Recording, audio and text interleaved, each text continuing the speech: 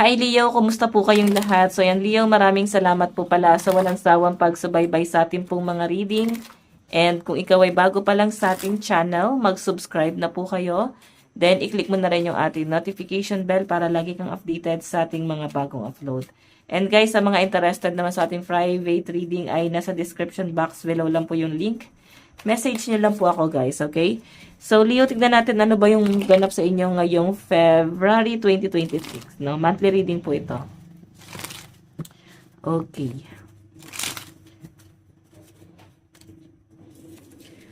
Leo, Sun, Moon, Rising, and Venus sign.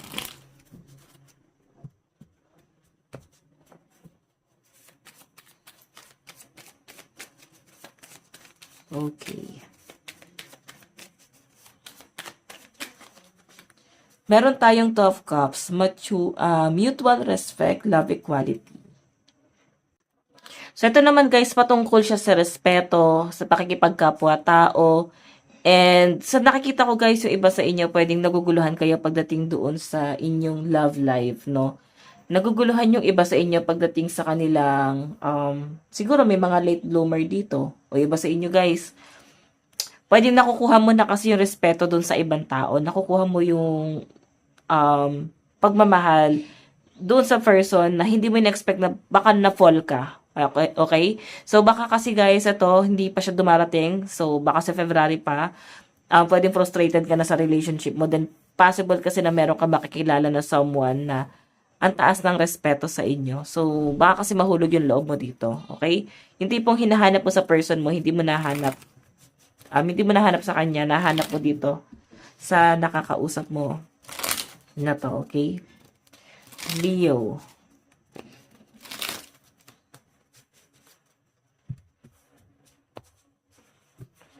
Leo, Sun, Moon, Rising, and Venus sign.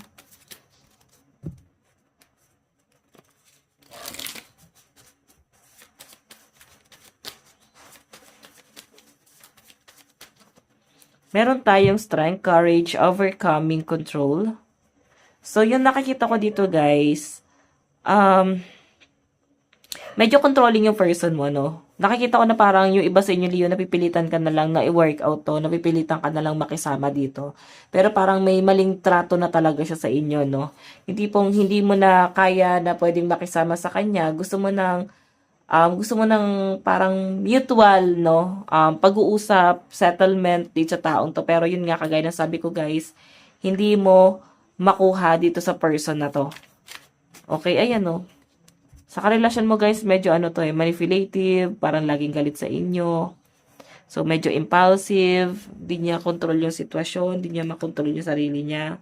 So, ikaw, hindi ko din kasi guys masabi kung pagmamahal pa ba itong nararamdaman mo sa person na to or baka panghihinayang lang.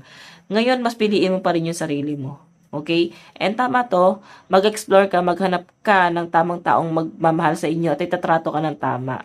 Okay? Hindi mo deserve yung ganyang klase ng treatment. Baka kala mo ito lang yung tratong pwedeng ibigay sa inyo. Pero baka may iba pa. 'Di ba? Ito person na to kasi guys, medyo impulsive to eh. Pwede nasasaktan ka niya, nasisigawan ka niya. Diba? So, by the way, check pa natin. Leo, Sun, Moon, Rising, and Venus sign.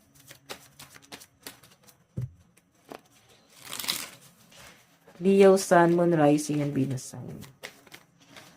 Meron tayong, ang dami. Okay, so meron tayong Queen of Cups.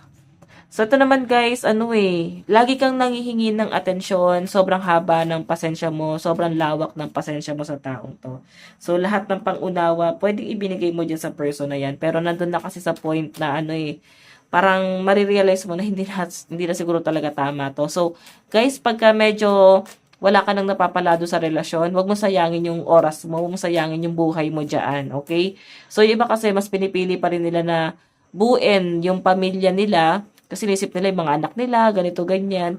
Isipin nyo na lang guys, baka mas lalong trauma to sa anak nyo habang lumalaki sila na ganitong klaseng pagsasama yung meron kayo ng partner mo, okay? So, piliin mo kung saan ka mas may peace of mind, no? Yung magbibigay sa inyo guys ng peace of mind.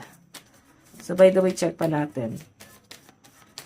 Meron tayong Wheel of Fortune, Cycle of Life, Fate, and Good Luck. So, yung ba sa inyo guys, sa Feb, baka mag-decide na kayo mag-change ng career or mag-apply ng trabaho kasi nakikita ko na parang nakapokus ka sa trabaho ngayong Feb. Okay? Ito yung ano yun, mag-job hunting ka ba?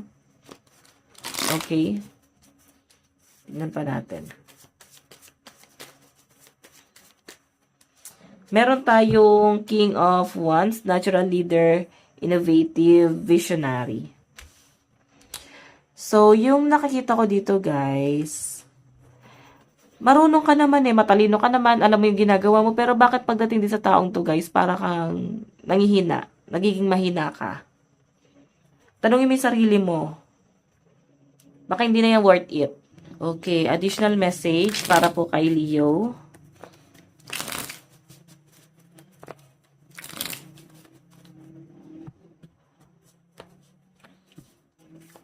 Leo, Sun, Moon, Rising, and Venus sign. Two of Cups, Justice. So, eto guys, gusto mo talaga ng patas na pagtingin or itrato ka na lang ng tama ng person mo. Kasi nakikita ko mabait naman kayo pero baka naaabuso kayo, napunta kayo sa abusadong tao, sa masakit magsalita, ganyan. So, alam nyo guys, kabaligtaran nyo siguro. Mabait ka, Leo, pero napupunta ka sa ganitong klase ng tao. Sa love life doon ko nakikita nakapokus yung energy mo ngayong Feb. So, meron tayong course. Ayan guys. Pwedeng masakit talaga magsalita yung person mo. So, baka may pagsumpa pa siyang ginagawa sa inyo or baka ini-evil eye ka nitong person na to. So, piliin nyo guys yung taong hindi toxic. Piliin nyo yung taong i-encourage ka, hahatakin ka pataas. Huwag mong piliin yung taong puro problema lang, tapos walang tiwala sa inyo, maliit yung tingin sa inyo. 'Di ba? Check pa natin ano tong Queen of Cups.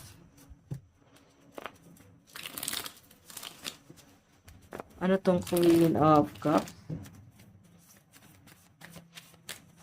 Meron tayong disturbance of obscure, irritation, and supernatural. Ayan. So, guys, ito. Nakikita ko, guys, na parang hindi ka na kasi talaga natutuwa, no?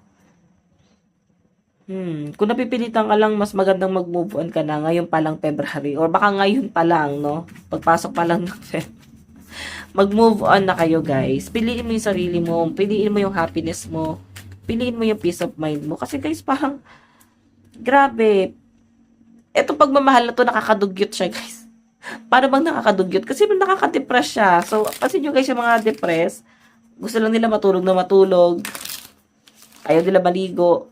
Kasi depressed nga sila Okay, napapabayaan nila yung sarili nila. So, ikaw ba napapabayaan mo yung sarili mo kasi nga, nakaka-depress tong person mo.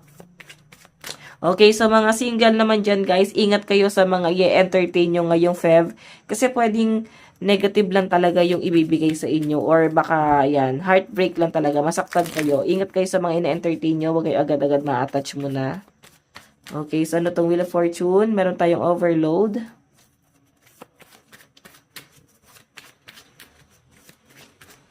What else? Meron tayong homeless, failure, castaway, four. So, ito kasi guys yung overload, parang i-stress ka na siguro sa trabaho mo, kaya gusto mo mag-change na career or lumipat ng company, mag-apply sa ibang company. So, ito naman guys, homeless, pwedeng nakadepende ka sa person mo kasi isip mo nakatira ka sa kanya, siya yung tumutulong sa inyo, or nakadepende ka, parang ganun. Pero sabi nga dito, matalino ka kaya mo naman yung sarili mo. Ikaw lang mismo nagsasabi ito sa sarili mo na hindi mo kaya. So, by the way, guys, lucky number mo is 11, 14, 57, 67, and 63. So, guys, ito ay hindi pang taya sa loto, okay?